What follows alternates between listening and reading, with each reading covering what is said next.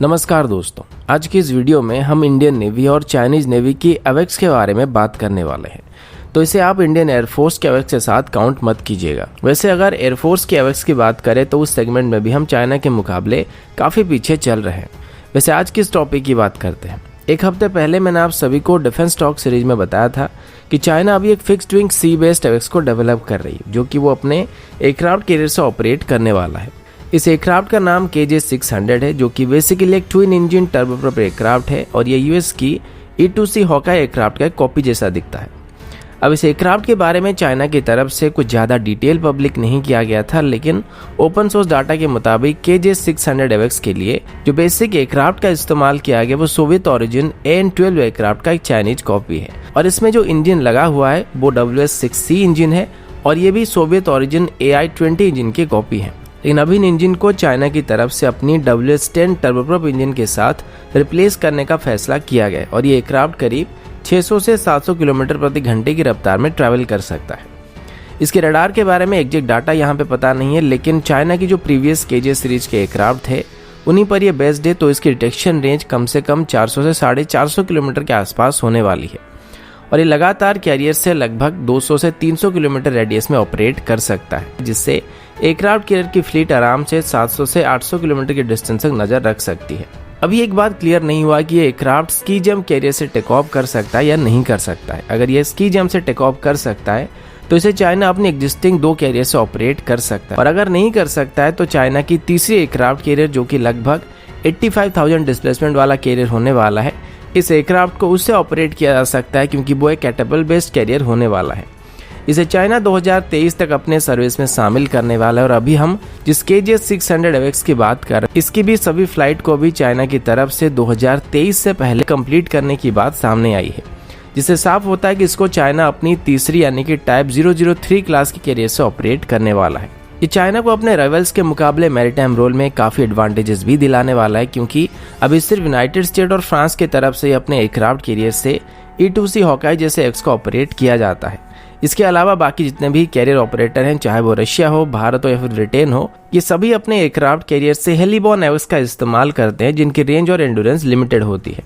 अभी Indian ocean reason में China की प्रेजेंस काफ़ी बढ़ रही है। अभी चाइना के पास 2 कैरियर भी मौजूद है और 2030 तक चाइना शायद 4 से 5 कैरियर को ऑपरेट करने वाला है और इसमें से चाइना ये क्या 2 कैरियर्स को इंडियन ओशन रीजन में डिप्लॉय कर सकता है। लेकिन हमारे पास जो कैरियर मौजूद होंगे उनमें कोई भी एवेक्स सिस्टम को ऑपरेट नहीं किया जाता है और हमारी जो K-31 हेलीकॉप्टर है, जिसको इंडियन नेवी में एवेक्स के तौर पर इस्तेमाल किया जाता है, इसकी रेंज भी लगभग 200 से 250 किलोमीटर तक ही सीमित है, जो कि चाइनीज एवेक्स के मुकाबले लगभग आधी है। और चाइना के KJ-600 एवेक्स यहाँ पे चाइना को सिर्फ मैरीटाइम प्लेटफॉर्म में टारगेट डिटेक्शन और ट्रैकिंग के अलावा ऑफेंसिव कैपेबिलिटी भी देने वाली है, यानी कि इनकी मदद से चाइनीज वॉरशिप्स किसी भी मिसाइल को अपने रडार में टारगेट को देखे बिना ही फायर कर सकते हैं और उसके बाद एवेक्स की मदद से इसको टारगेट तक गाइड किया जा सकता है। तो ये यहाँ पर इंडियन नेवी के लिए एक सीरियस खतरा पैदा कर सकता है, क्योंकि आप सोचिए इंडियन नेवी के जो कैरियर मौजूद हैं या हमारे किसी भी वॉरशिप में जो रडार लगा हुआ है उसकी रेंज लगभग 400 से 500 किलोमीटर तक है। वहीं पर चाइनीज वॉरशिप्स में जो रडार लगा हुआ है उनकी रेंज भी लगभग सिमिलर है।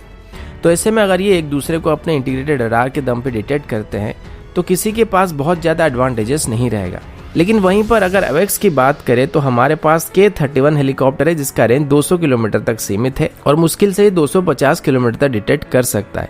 लेकिन इसका रेंज लिमिटेड है, इसीलिए इसको एयरक्राफ्ट कैरियर से ज़्यादा दूर से ऑपरेट नहीं किया जा सकता है। तो हमारी जो ऑपरेशनल रेंज या रेडियस रहेगा वो लगभग 600 से 650 किलोमीटर के अंदर ही सीमित रहेगी। जबकि चाइना की KJ-600 एवेक्स की बात करें तो ये अपने एयरक्राफ्ट कैरियर फ्लीट से आराम से 200 से 300 किलोमीटर की दूरी को मेंटेन करके ऑपरेट कर सकता है, जिसमें अगर एवेक्स की रेंज को ऐड कर दिया जाता है तो ये आराम से 800 किलोमीटर से भी ज़्यादा रेडियस में नज़र रख सकता है, यानी कि हम उनको डिटेक्ट करने से लगभग 100 से 150 किलोमीटर दूरी से ही वो हमको पहले डिटेक्ट कर सकते हैं। और चाइना के पास सभी एंटीशिप मिसाइल की कोई कमी नहीं है जिनको वो भारत के वेसल्स के खिलाफ लॉन्च कर सकते हैं। अब हमारे पास अभी जो कैरियर मौजूद है उनमें हम किसी भी तरह के एवेक्स को ऑपरेट नहीं कर सकते, क्योंकि एवेक्स को लॉन्च करने के लिए हमें ईमल सिस्टम की जरूरत पड़ेगी और इसी वजह से INS विक्रांत के लिए भी K-31 हेलीकॉप्टर को खरीदने का फैसला किया गया है।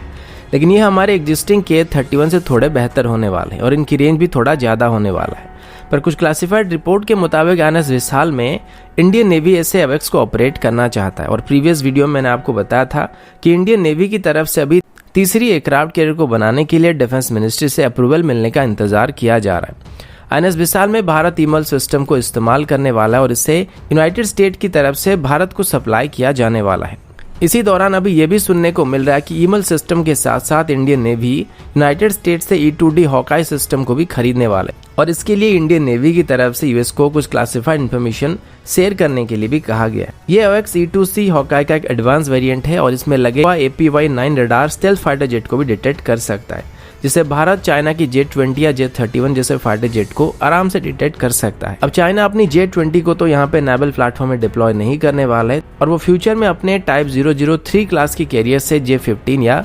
J-31 को ऑपरेट करने वाला है। तो यहाँ पर अगर फ्यूचर में भारत INS विशाल को बनाता है और इसमें इन हेलीकॉप्टर बेस्ड AWACS के बदले E-2D हॉकाई सिस्टम को ऑपरेट करता है तो हम इजीली चाइना के कैरियर फ्लीट को इंडियन ओशन रीजन में मात दे पाएंगे और हमारे पास अभी एंटीशिप मिसाइल की भी कोई कमी नहीं है, जिसे हम इजीली चाइना के किसी भी वॉरशिप पर हमला कर सकते हैं। और अगर इसे भारत चाहे तो अपने एयरक्राफ्ट कैरियर से बदले अंडमान से भी ऑपरेट कर सकता है, लेकिन फिर भी अगर भारत इसको फ्यूचर में कैरियर से ऑपरेट करने की प्लानिंग कर रहा है तो ये 2030 के बाद ही इंडियन नेवी में शामिल होने वाली है। तो दोस्तों अभी के लिए इतना ही, मिलता हूँ आपसे अगले वीडियो में, तब तक के लिए जय हिंद, वंदे मातरम।